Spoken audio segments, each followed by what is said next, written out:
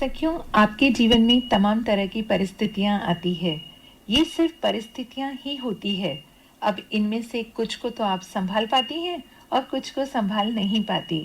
जिस स्थिति को आप संभाल नहीं पाती उसे आप एक समस्या मानने लगती है। और आजकल यही सुनने व देखने में आता है कि किशोर होते बच्चों को संभालना बहुत मुश्किल है और यही मुश्किल आगे चलकर एक समस्या बन जाती है। ऐसे में हमारी सखियां करती क्या है?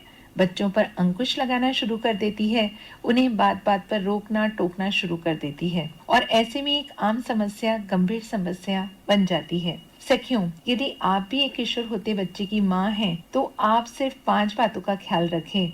यह अवस्था न केवल आपके लिए बल्कि आपके बच्चे के लिए भी एक सुखद एहसास बन सकती है। तो क्या है वो बातें? उनके अच्छे दोस्त बने, उन्हें जिम्मेदार बनाएं, उन पर अधिकार मत जताएं, उन्हें अपने साथ लेकर चलें। बच्चे की कमी को कभी भी सखियों बढ़ा चढ़ाकर न बताएं और बच्चे की प्रतिभा को निखारने का मौका दें। सखियों, किशोरावस्था में बहुत सारे तनाव रहते हैं।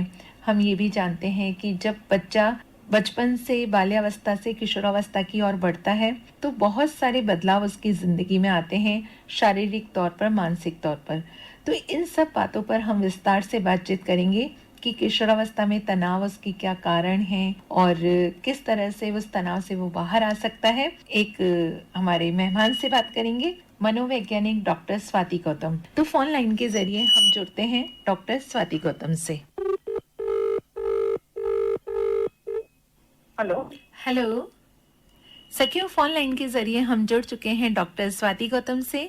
आप मनोवैज्ञानिक हैं। आपसे आज हम बात करेंगे किशोरावस्था में तनाव इस विषय पर। लेकिन सबसे पहले बहुत बहुत स्वागत डॉक्टर स्वाति गौतम आपका हमारे कार्यक्रम महिला जगत में। धन्यवाद। डॉक्टर स्वाति गौतम, सबसे पहले आपसे जानना चाहेंगे किशोरावस्था की परिभाषा। किशोरावस्था देखा जाए या एडोलसेंस जिसको हम बोलते हैं, वो चाइल्डहुड और एडल्टहुड के बीच का एक ट्रांजिशनल फेज होता है।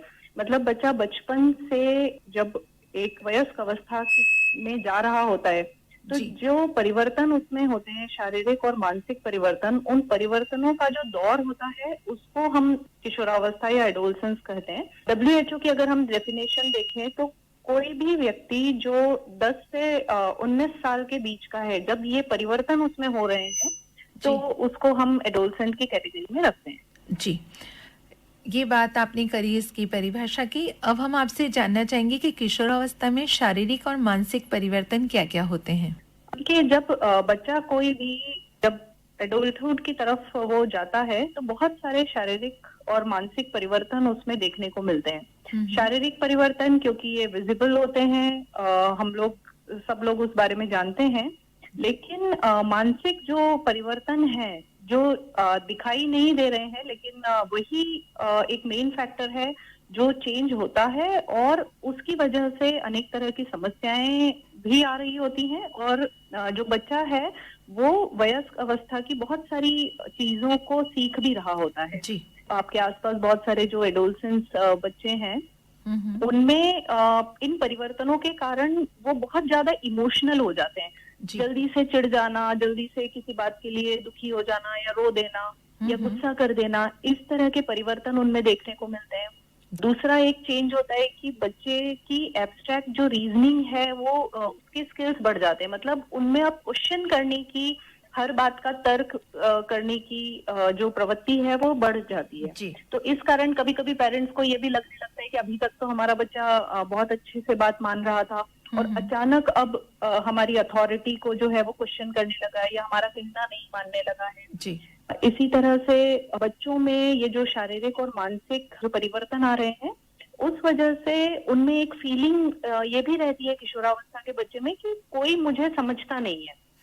तो ये फीलिंग जब उनमें आती है तो बहुत ज्यादा वो इमोशनल होते हैं और जब क्वेश्चन करते हैं पेरेंट्स का जो रिस्पांस है वो ठीक तरह से नहीं मिल पाता।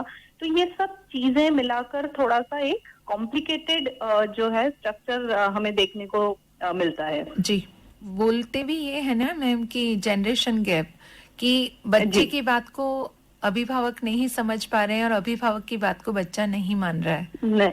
जी, है ना। तो ये भी एक हो जाती है चीज। अब जो ये सारी समस्याएं आपने बताई कि शारीरिक और मानसिक परिवर्तन के जिस दौर से बच्चा गुजरता है इस समय, तो कई बच्चों में अभी देखा है, जो लेटेस्ट हम रिसर्च देखते हैं कि बच्चे अवसाद में आ जाते हैं। विशेषकर हम बात करेंगे लड़कियों के बारे में, क्योंकि हमारा कार्यक्रम महिला जगत है, तो हम चाहेंगे कि आप लड़कियों में अवसाद के क्या कारण होते हैं, क्यों वो अवसाद में आ जाती है, मानसिक अवसाद क्या है, इसके बारे में थोड़ा सा विस्तार से आप बताएं। जी, ये अगर हम अवसाद की बात करते हैं तो WHO की एक रिपोर्ट के मुताबिक भारत में 13 से 15 साल के जो बच्चे हैं उनमें 4 में से 1 बच्चा जो है वो अवसाद का शिकार होता है। तो इसमें अवसाद अगर हम देखें तो महिलाओं में, बच्चों में, मतलब लड़के या लड़कियां, सभी में जो लक्षण होते हैं या जो कारण होते हैं वो लगभग सेम ही होते हैं जी। लेकिन थोड़ा सा एक जो सोसाइटी में हमारे लड़कियों की परवरिश थोड़ी अलग तरह से जब की जाती है, उनको बहुत सारे जो इश्यूज होते हैं, जिनमें बहुत सारी ऐसी फैमिलीज हैं जहाँ पर थोड़ा सा ये कि डीलिंग में फर्क आ जाता है, तो वहां पर ये केसेस हमें ज्यादा देखने को मिलते हैं जी। कि लड़कियों में जो है वो अवसाद की पॉसिबिलिटी और उनको डील करने की जो चीजें हैं वो भी बढ़ जाती हैं जी। अब कारण बहुत सारे होते हैं, मतलब वो डाइट से लेके आपके हार्मोनल चेंजेस, जो एग्जामिनेशन है या जो पीयर प्रेशर है या जो भी चीजें हैं, बहुत सारे आपको चीजें देखने को मिलती हैं जी। लेकिन जैसे मैं बता रही थी कि इसमें ओवरऑल जो होता है वो सिर्फ 2 फैक्टर होते हैं। पहला तो ये होता है कि जो भी चेंजेस हो रहे हैं, क्या बच्चा या उसके परिवार के लोग सेंसिटिव हैं कि कुछ जो है वो गलत डायरेक्शन में जो है वो चीजें हो रही हैं, या जो निगेटिव जिनको हम बोलते हैं कि बच्चे को अचानक से वो बहुत दुखी रहने लगा है, या उसकी स्लीप डिस्टर्ब हुई है, या फिर पढ़ाई में मन नहीं लग रहा उसका। तो ये सेंसिटिविटी या तो बच्चे में खुद में या फिर फैमिली में अगर कोई इस तरह की चीजों को देखता है, तो सेंसिटिविटी है या नहीं है इन चीजों के लिए, पहली चीज। दूसरा होता है हमारी एबिलिटी, जिससे हम सिचुएशंस को डील करते हैं। तो देखिए, अगर हम बोलते हैं कि पढ़ाई का बहुत प्रेशर है इसलिए बच्चे सुसाइड करते हैं या इसलिए वो डिप्रेशन में है, तो वो जो है वो तो हर बच्चे के साथ में, अगर सारे ही जो अगर हम बात करें तो सबके साथ सेम ही चीज है। लेकिन फिर क्यों ऐसा होता है कि वो चीज कुछ लोगों को बहुत ज्यादा अफेक्ट करती है, कुछ को थोड़ा अफेक्ट करती है और कुछ को बिल्कुल नहीं करती। तो कहीं ना कहीं अगर हम पॉजिटिव वे में देखें तो ये जो स्किल्स हम बच्चे में डेवलप करते हैं कि आप अपनी प्रॉब्लम को समझो कि क्या है और उन प्रॉब्लम्स को डील करने के लिए आप क्या कर रहे हो। जैसे टाइम मैनेजमेंट स्किल है, स्ट्रेस मैनेजमेंट स्किल है, या बहुत जो भी प्रॉब्लम है उसके अकॉर्डिंग अगर हम जैसे बातचीत करने का तरीका शायद बदल के उसका कोई जो प्रॉब्लम है वो सॉल्व हो जाए। तो प्रॉब्लम सॉल्विंग स्किल्स और जो रिसोर्सेज हैं बच्चे के, वो हम किस तरह से डेवलप कर रहे हैं, ये एक मेन फैक्टर होता है जी।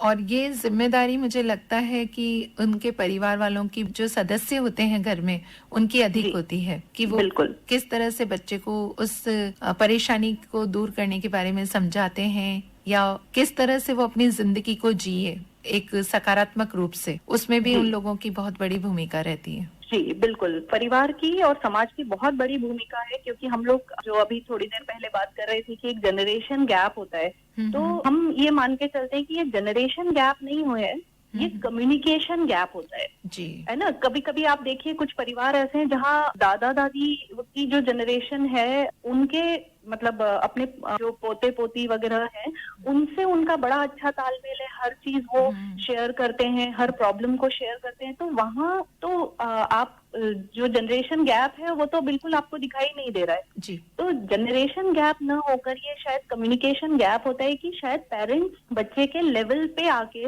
उसकी जो अवस्था है उसमें वो क्या चीज फेस कर रहा है, क्या उसको प्रॉब्लम आ रही है, या क्या चीज ऐसी है जिसके कारण वो अपनी शायद आइडेंटिटी नहीं बना पा रहा है कि मैं ये हूँ या मुझ में ये स्किल है। तो उसमें कोई आत्मसम्मान की कमी आ रही है या कोई गिल्ट फीलिंग है, क्या रीजन है, जब तक नहीं समझ पाते पेरेंट्स तब तक ये चीज एक प्रॉब्लम बनी रहती है। अदरवाइज हमारे पास बहुत तरीके होते हैं जिनसे बहुत जल्दी ही इस सिचुएशन से जो है वो बच्चा नॉर्मल लेवल पे आ सकता है। बिल्कुल, आपने जो अभी बातचीत की उससे यही लगा कि हमें आपसी संवाद ये कायम रखना बहुत आवश्यक है। बहुत जरूरी है। क्योंकि इसके बिना आप समझ ही नहीं पाएंगे कि बच्चा क्या सोच रहा है, क्या करना चाहता है और क्यों परेशान है। आपने कहा कि आपके पास बहुत सारे समाधान हैं। अगर बच्चा अवसाद में आता है, जो भी डिप्रेशन है, इसको किस तरह से आप लोग दूर करते हैं? देखिए, साइकोलॉजिस्ट जो है वो जब बच्चा उस लेवल पे आ जाता है कि उसे डिप्रेशन है, उस समय जैसे मैंने आपको कहा कि आपसी संवाद एक कायम करने की जरूरत होती है। तो जो भी साइकोलॉजिस्ट हैं या जो साइकोलॉजिकल काउंसलर्स हैं, वो बच्चे से संवाद कायम करने की कोशिश करते हैं। उन्हें एक न्यूट्रल एनवायरनमेंट दिया जाता है। न्यूट्रल का मतलब ये, न तो आपकी किसी बात के लिए गुस्सा किया जाएगा या आपको ये गलत समझा जाएगा। एक नॉन जजमेंटल जो अप्रोच है वो यूज करके उससे जानने की कोशिश की जाती है कि क्या समस्याएं वो फेस कर रहा है और उसका समाधान दिया जाता है। जी। यही पेरेंट्स के लिए, जैसे क्योंकि बच्चा पेरेंट्स के साथ ज्यादातर समय रहता है और वही जो है मतलब उसकी हर एक चीज जो है उसको देखने के लिए, उसकी केयर करने के लिए होते हैं। तो पेरेंट्स जो हैं वो एक बहुत इम्पोर्टेंट रोल प्ले करते हैं।